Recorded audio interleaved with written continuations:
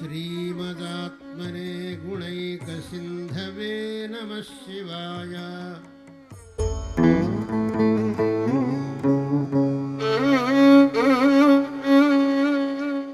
गणेश शारदा गुरुभ्यो नमः। शुद्ध स्फटिक संकाशं शुद्ध विद्याप्रदायकं शुद्धं पूर्णं चिदानंदं सदा शिवमहं श्रये। हरि ओम। महादेव पदव श्लोकमु। दक्षहस्तनिष्ठजातवेदसे नमः शिवाय। अक्षरात्मने नमद्विडौजसे नमः शिवाय। दीक्षितप्रकाशितात्मतेजसे नमः शिवाय। वृक्षराजवाहते सतां गते नमः శివాయ। ఇక్కడ పరమశివుడి యొక్క వర్ణన ఎంత గొప్పగా ఉంది అంటే, దక్షహస్త నిష్ఠ జాతవేదసే, కుడి చేతిలో అంటే దక్షిణామూర్తి అవతారంలో లాగానే మనకు కనపడుతుంది అన్నమాట. కుడి చేతిలో వారు శివుడికి గొప్ప అగ్ని పట్టుకొని ఉన్నారు, అది జ్ఞాన అగ్ని. అట్లాగే జాతవేదసే అన్నారన్నమాట. అంటే జాతవేదసం అంటే ఇక్కడ మనం అగ్నిహోత్రమే అనే చెప్పుకోవచ్చు అన్నమాట. సాక్షాత్ అగ్నిదేవుణ్ణే పట్టుకొని ఉన్నాడు. అంటే మనము అగ్నిలో అగ్నిముఖత సర్వదేవతలను కూడా ఆరాధిస్తూ ఉంటాము. అదే చాలా ఉత్కృష్టమైన ఆరాధన అని చెప్పబడుతుంది. అది ఎక్కడ ఉంటుంది, మరి ఎక్కడికి వెళ్తుంది అంటే సాక్షాత్తు పరమేశ్వరుడే పుచ్చుకుంటాడు దాన్ని. అంటే ఏ దేవత స్వరూపముగా మనం హవిస్సు ఇచ్చినా కూడా అది ఈశ్వరుడికే చెందుతుంది. అంటే దేవుడు మహేశ్వరుడు, పరమేశ్వరుడు, మహాదేవుడు అని ఇక్కడ తెలుస్తూ ఉంటుందన్నమాట. అక్షరాత్మనే నమద్విడౌజసే నమః శివాయ. సర్వ అక్షరములకు కూడా మూలమైన స్వరూపుడు ఎవరు, నాదస్వరూపుడు ఎవరు అంటే ఓంకార స్వరూపుడు, పరబ్రహ్మ స్వరూపుడు అయినవాడు ఈ పరమేశ్వరుడే. ఆయనకే నమస్కారము చేస్తున్నాను. వివిధ దేవతా మంత్రములు ఉన్నాయి, స్తుతులు ఉన్నాయి, స్తోత్రములు ఉన్నాయి. ఇన్ని విధాలుగా ఉన్నా కూడా సర్వ దేవతలను స్తుతిస్తున్నా కూడా ఆ స్తుతిలో ముఖ్యముగా చెప్పబడేవాడు ఎవరు అంటే శివుడే అయ్యున్నాడు. ఏ దేవత స్వరూపముగానైనా కూడా అనుగ్రహాన్ని ఇచ్చేవాడు ఎవరు అంటే శివుడే అయ్యున్నాడు. అట్టి శివుడికి, ఓంకార స్వరూపుడైన శివుడికి నమస్కారము చేస్తున్నాను అని ఇక్కడ తెలుస్తుంది. దీక్షిత ప్రకాశితాత్మ తేజసే నమః శివాయ. చక్కగా సదాచారం ఉండి దీక్షగా బ్రతుకుతున్నవారు ఎవరున్నా కూడా, ఏ దీక్ష అయినా కూడా వైదికమైనది, సాంప్రదాయబద్ధమైనది, పరంపరగా పెద్దలు చెప్పగా వచ్చినది. అలాంటి సదాచారాన్ని పాటించే వారి యందు ప్రకాశవంతము, వారి యందు శోభిస్తాడు పరమేశ్వరుడు జ్ఞానస్వరూపముగా, దీక్ష స్వరూపముగా, యజ్ఞస్వరూపముగా. అలాగే వృక్షరాజవాహతే సతాం గతే నమః శివాయ. వృక్షరాజు అంటే నందీశ్వరుడు. నందీశ్వరుడిని ఎక్కి ఆ పరమేశ్వరుడు తిరుగుతూ ఉంటాడు. ఏమిటి ఇక్కడ చెప్తున్నారు అంటే, ఈశ్వరుడు శివుడు నందివాహనుడే. నంది ధర్మానికి సూచిస్తుంది అని మనం ముందే చెప్పుకున్నాం. అంటే శివుడు మన దగ్గరకు రావాలన్నా, మనము శివుడిని చేరాలన్నా ధర్మ మార్గముతో మనము ఉండాలి. అవే ఇక్కడ చెప్తూ ఉన్నారన్నమాట. మనం యజ్ఞ యాగాదుల ద్వారా ధర్మబద్ధముగా జీవిస్తే అది పుచ్చుకునేవాడు, అది చేరే ప్రదేశము శివుడి దగ్గరికే. అలాగే ఎన్ని స్తోత్రములు ధర్మబద్ధముగా చక్కగా చేస్తూ ఉంటే అవి చేరేవి శివుడికే. అలాగే దీక్షలతో మనం ఆరాధన చేస్తున్నాం, ఎన్నో అర్చనలు, పూజా విధానములు చేస్తున్నాం, అవి చేరేవి శివుడికే. ఎందుకు అంటే ఆయన ధర్మము యందే సంచరిస్తూ ఉన్నాడు. వృషభవాహనుడు అంటే ఈ పైన చెప్పిన వాటిల్లో ధర్మము ఉంది. అలాగే ఆ ధర్మ స్వరూపుడే ఆయన ధర్మముతోనే సంచరిస్తూ ఉన్నాడు, ధర్మము మీదనే సంచరిస్తూ ఉన్నాడు. ధర్మస్వరూపుడు ఆయన అని చెప్పే ఒక గొప్ప వైభవాన్ని ఇక్కడ వర్ణిస్తున్నారు శంకరాచార్యుల వారు. మహాదేవ 11వ శ్లోకము. రాజతాచలేంద్రసానువాసినే నమః శివాయ. రాజమాన నిత్యమందహాసినే నమః శివాయ. రాజకోరకావతంసభాసినే నమః శివాయ. రాజరాజమిత్రతా ప్రకాశినే నమః శివాయ. ఎంతో రమ్యమైన శ్లోకము. రాజతాచలేంద్ర సానువాసినే నమః శివాయ. చక్కటి కైలాసంలో వెండి కొండ మీద నివసించే ఆ శివుణ్ణి వర్ణిస్తున్నారు. అట్లాంటి శివుడికి నమస్కారము. వెండి కొండ మీద వారు అంటే శుద్ధ సత్వముగా, తెల్లటి కొండ, వెండి కొండ అంటే తెల్లటి కొండ. తెలుపు అన్నప్పుడే సత్వగుణాన్ని చెప్తోందన్నమాట. అంటే పరమేశ్వరుడు నివాసం చేయాలి మన హృదయంలో అంటే మనం కూడా పరమ సాత్వికులము, సత్వగుణ సంపన్నులము అవుతే అప్పుడు ఆ శివుడు చక్కగా మన హృదయాల్లో కూడా ప్రకాశవంతముగా ఉంటాడు, తెలుస్తుంది. రాజమాన నిత్య మందహాసినే నమశివాయ. దేవదేవుడు మహాదేవుడు చక్కటి మందహాసముతో నిత్య ఆనంద స్వరూపుడు స్వాత్మారాముడు అయిన ఆ శివుడు ఎప్పుడు చిరునవ్వుతో ఆనందముగా ఉంటూ ఉంటాడు. అంటే సమబుద్ధితో ఉంటాడనమాట.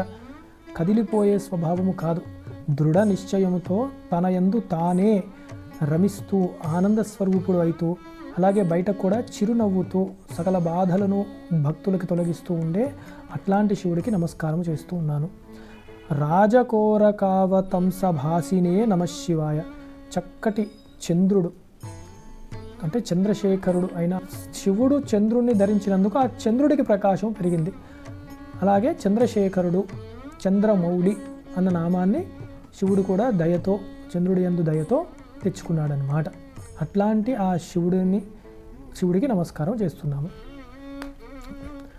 రాజకోరకావతంసభాసినే నమశివాయ. చంద్రుడిని శిరస్సు యందు ధరించిన ఆ చంద్రశేఖరుడైన పరమేశ్వరుడికి నమస్కారం చేస్తున్నాను. రాజరాజ మిత్రత ప్రకాశినే నమశివాయ. ఆ రాజరాజు అంటే ఇక్కడ యక్షరాజు అయిన కుబేరుడు, ఆ కుబేరుడికి స్నేహితుడైన ఆ పరమేశ్వరుడికి నమస్కారం చేస్తున్నాను అని ఈ భావన. మహాదేవ 12వ శ్లోకము. దీనమానపాలికామధేనవే నమశివాయ. సూనబాణదాహకృత్కృశానవే నమశివాయ. స్వానురాగభక్తరత్నసానవే నమశివాయ. దానవాంధకారచండభానవే నమశివాయ. ఇక్కడ కూడా శివుడి యొక్క లీలలు తెలుపుతూ దీనమానపాలి కామధేనవే నమశివాయ.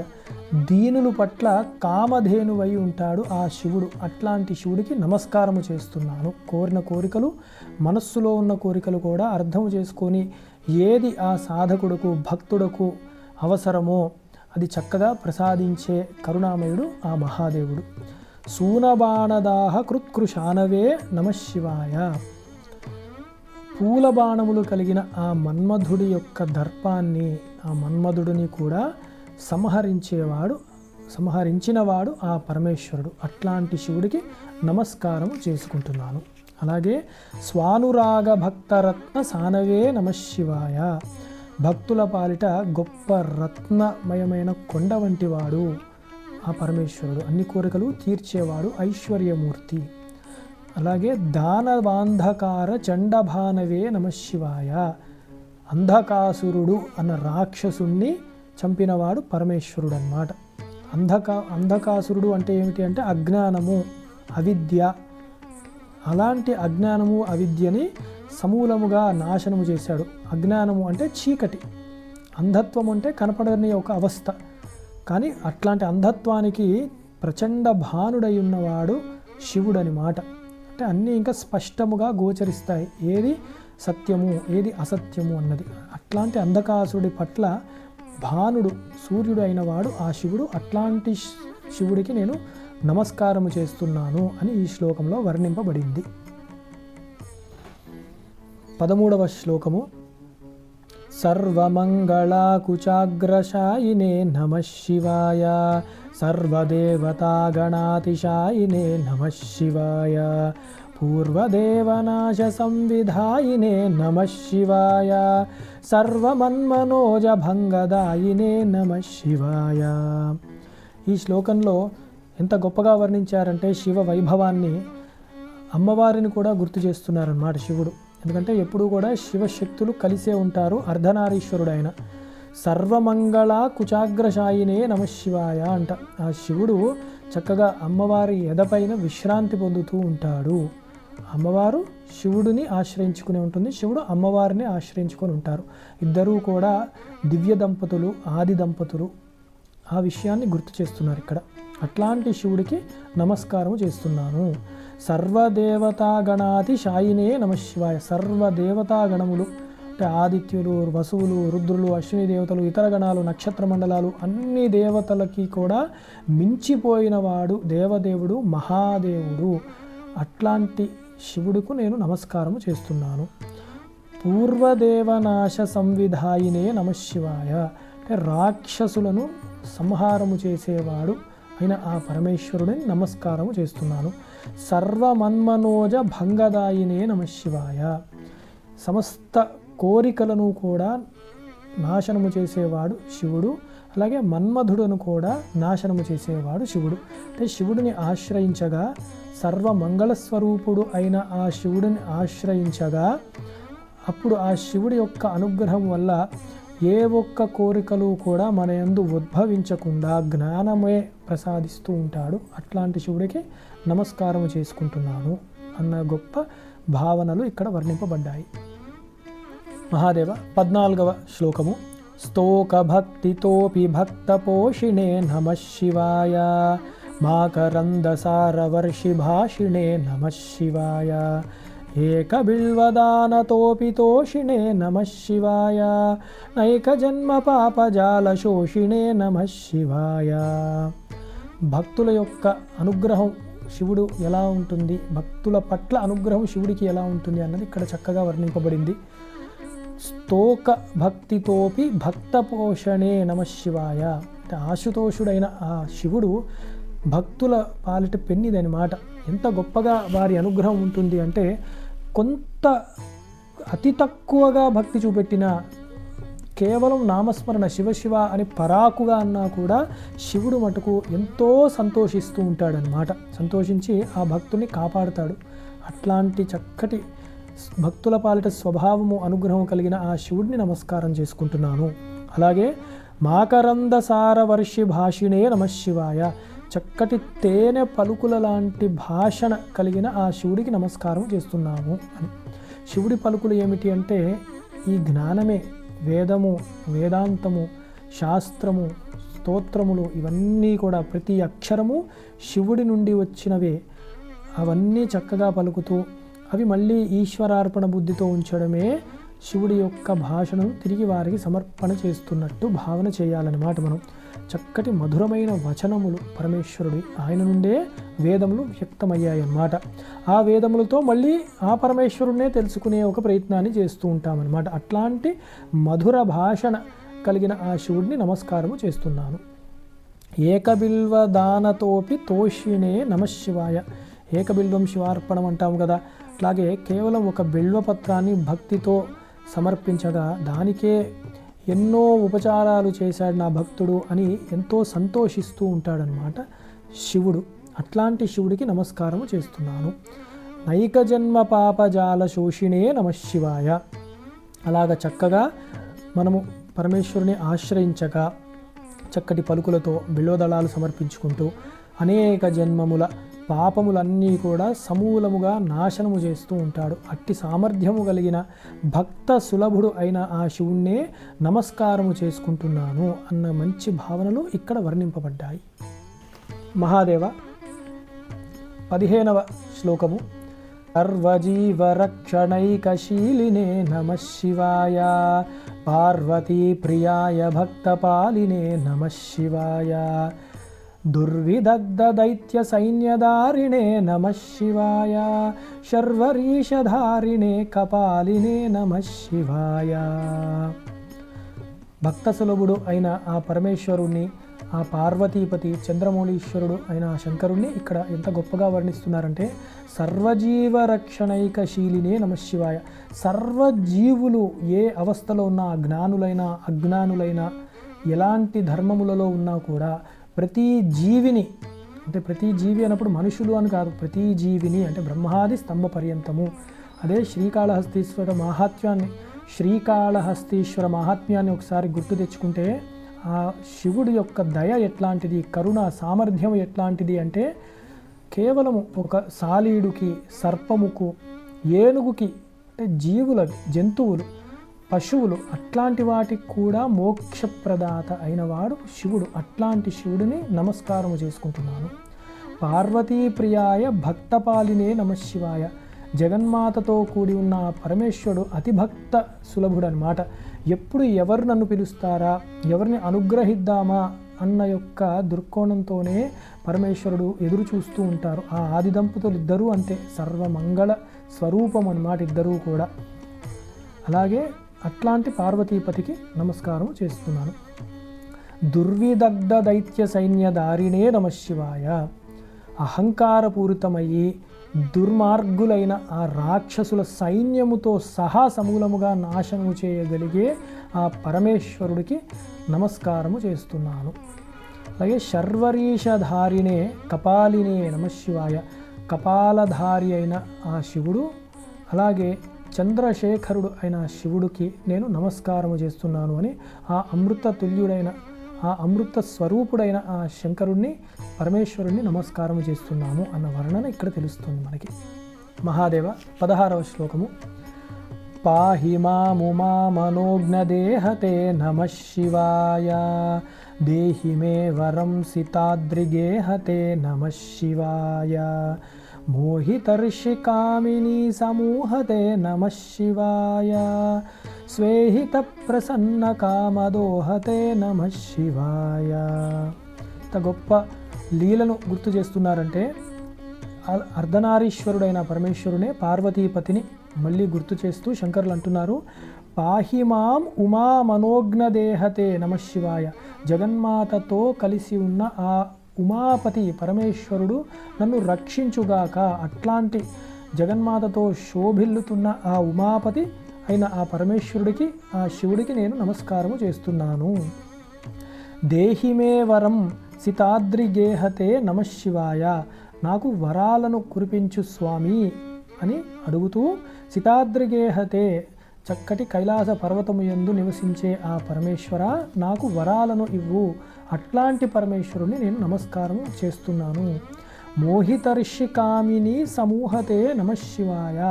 ఎంతోమంది దీక్షగా ఉన్నా కూడా ఆ ఋషుల యొక్క పత్నులను మోహములో కలగజేసే యొక్క గొప్ప మన్మథ లావణ్యము శోభ కలిగిన పరమేశ్వరుడు, అట్లాంటి పరమేశ్వరుణ్ణి నేను నమస్కారం చేస్తున్నాను. అలాగే స్వేహిత ప్రసన్న కామదోహితే నమః శివాయ. భక్తుల యొక్క కోరికలను అన్నీ కూడా నెరవేర్చే సామర్థ్యము అనుగ్రహము కలిగిన ఆ శివుడికి నేను నమస్కారము చేస్తున్నాను అన్న భావనలు చక్కగా ఇక్కడ వర్ణింపబడ్డాయి. మహాదేవ 17వ శ్లోకము. మంగళప్రదాయ గోతురంగతే నమః శివాయ. గంగయా తరంగితోత్తమాంగతే నమః శివాయ. సంగర ప్రవృత్త వైర్యభంగతే నమః శివాయ. అంగజారయే కరే కురంగతే నమః శివాయ. ఇక్కడ శివుణ్ణి ఎంత గొప్పగా వర్ణిస్తున్నారంటే, మంగళప్రదాయ గోతురంగతే నమః శివాయ. మంగళ స్వరూపుడు, అసలు ఆయన పేరే శివుడు. శివుడు అంటేనే మంగళము, శుభము, కళ్యాణము, శాంతి. అలాంటి మంగళ స్వరూపుడు అయిన ఆ శివుడు గోతురంగా అంటే వృషభవాహునై ఉన్నాడు, అంటే ధర్మమూర్తి అయి ఉన్నాడు అనమాట. అట్లాంటి ఆ మంగళ స్వరూపుడు ధర్మమూర్తి అయిన శివుడికి నమస్కారము చేస్తున్నాను. గంగయా తరంగితోత్తమాంగతే నమః శివాయ. ఎంత గొప్ప విశేషం అంటే శివుడికి అభిషేక ప్రియుడు శివుడు అనమాట. అందుకే మనం శుద్ధ జలముతో మనం అభిషేకాన్ని చేస్తే ఎంతో తృప్తి పొందుతాడు ఆ పరమేశ్వరుడు. అసలు మనము నీళ్లు పోయాలా అంటే ఆయన నిత్యము తలపైన గంగానదినే, సాక్షాత్తు గంగనే ధరించి ఉన్నాడు. ఆ గంగా జలమే ఆయనకి నిత్యము అభిషేకాన్ని చేస్తూ ఉంటుందన్నమాట. ఆ గంగతో తడిసి ఉన్న ఆ శరీరము, గంగకు పవిత్రత ఎందుకు వచ్చిందంటే భవాంగ పతితంతోయం అన్నారనమాట. ఆ భవుడైన శివుడి యొక్క శరీరాన్ని తాకగా గంగకంత పవిత్రత వచ్చిందని రామాయణంలో చెప్తున్నారు. అంటే ఆయన శరీరం ఎంత గొప్ప పవిత్రమైనదో చూడండి. అలాంటి పవిత్రంగా గంగతో తడిసి ఉన్న ఆ యొక్క శివుడి యొక్క శరీరానికి నమస్కారం చేస్తున్నాను అని. సంగర ప్రవృత్త వైరి భంగతే నమః శివాయ. మన శత్రువులను, యుద్ధములో శత్రువులను సమూలముగా నాశనము చేసే గొప్ప రక్షకుడు ఎవరు అంటే మహాదేవుడైన శివుడు. ఆయనకి నేను నమస్కారం చేస్తున్నాను. అదే మీరు మహాభారత యుద్ధ సంగ్రహాన్ని గుర్తు తెచ్చుకుంటే ఆ యుద్ధ రంగంలో అటు కృష్ణ పరమాత్మ, అర్జునుడు కూడా గొప్ప శివభక్తులు. వారి యొక్క శత్రువులైన ఆ ధార్తరాష్ట్ర సైన్యాన్ని సమూలముగా నాశనం చేసిన వాడు శివుడు. ఆ యొక్క ఘట్టాన్ని ఇక్కడ గుర్తు తెచ్చుకోవచ్చు. అంగజారయే కరే కురంగతే నమః శివాయ. అంటే చేతిలో మీరు శివుడి యొక్క మూర్తిని చూస్తే చేతిలో ఒక చిన్న జింకని పట్టుకొని ఉంటాడనమాట. అంటే జింక మనస్సుకి సూచనగా చెప్తారన్నమాట. ఆ మనస్సు ఇటు అటు కదలకుండా ఎవరైతే ఆ శివుడి పాదముల యందు భక్తితో శ్రద్ధతో ఉంటారో వారి యొక్క మనస్సును చక్కగా శివుడు ఎటు పోకుండా నిలిపివేస్తాడు, పట్టుకొని ఉంటాడు అని ఈ యొక్క భావనలు ఇక్కడ చక్కగా తెలుస్తూ ఉన్నాయి. మహాదేవ 18వ శ్లోకము. ఈహిత క్షణ ప్రదాన హేతవే నమః శివాయ ఆహితాగ్నిపాలకోక్షకేతవే నమః శివాయ దేహకాంతి ధూత రౌప్యధాతవే నమః శివాయ గేహ దుఃఖ పుంజ ధూమకేతవే నమః శివాయ. ఇక్కడ భక్తులను అతి సులభముగా తత్క్షణమే అన్నమాట. ఈహిత క్షణ ప్రధాన హేతవే నమః శివాయ అంటే స్మరించిన తత్క్షణమే, ఆలస్యం కూడా లేదు, చక్కగా అనుగ్రహించగలిగేవాడు ఆ శివుడు. అట్లాంటి తత్క్షణమే భక్తులు అనుగ్రహించే ఆ పరమేశ్వరుడికి నమస్కారములు. అలాగే ఆహితాగ్నిపాలకోక్షకేతవే నమః శివాయ. వృషభ ధ్వజము కలిగిన ఆ శివుడు ధర్మాన్ని ఎక్కడున్నా కూడా అక్కడ రక్షిస్తూ ఉంటాడు, అక్కడే తిరుగుతూ ఉంటాడు. ఆహితాగ్నులు అగ్నిహోత్రాదులు చేసే యజ్ఞ యాగాదులు చేసే గొప్ప సంస్కారవంతులు ఎవరైతే ఉన్నారో వారందరినీ కూడా నిత్యము రక్షిస్తూ ఉండేవాడు శివుడు. అట్టి ధర్మరక్షకుడుగా ఉన్న శివుడికి నేను నమస్కారము చేస్తూ ఉన్నాను. దేహకాంతి ధూత రౌప్యధాతవే నమః శివాయ. చక్కటి వెండి వలె, తెల్లటి స్ఫటికము వలె మెరిసిపోతూ ఉన్న దేహ కాంతి కలిగిన వాడు. ఆ దేహ కాంతితోనే ఈ వెండి వచ్చినదా అన్నట్లు అంత ప్రకాశాన్ని పొందిన, ఆ ప్రకాశవంతమైన దేహాన్ని పొందిన ఆ శివుడికి నమస్కారములు. గేహ దుఃఖ పుంజ ధూమకేతవే నమః శివాయ. దుఃఖభరితమైన సంసారము అజ్ఞానము కలిగిన తన భక్తుల పాలిట, ఆ అజ్ఞానము సంసారము పాలిట అగ్ని వంటివాడు. భక్తుల యొక్క దుఃఖము అజ్ఞానము పాలిట గొప్ప అగ్ని వంటివాడు ఆ పరమేశ్వరుడు. ఆ సంసారము అవిద్య అజ్ఞానమును దగ్ధము చేసేవాడు పరమశివుడు. అట్టి పరమశివుడికి నేను నమస్కారం చేస్తున్నాను అని ఇక్కడ తెలుస్తుంది.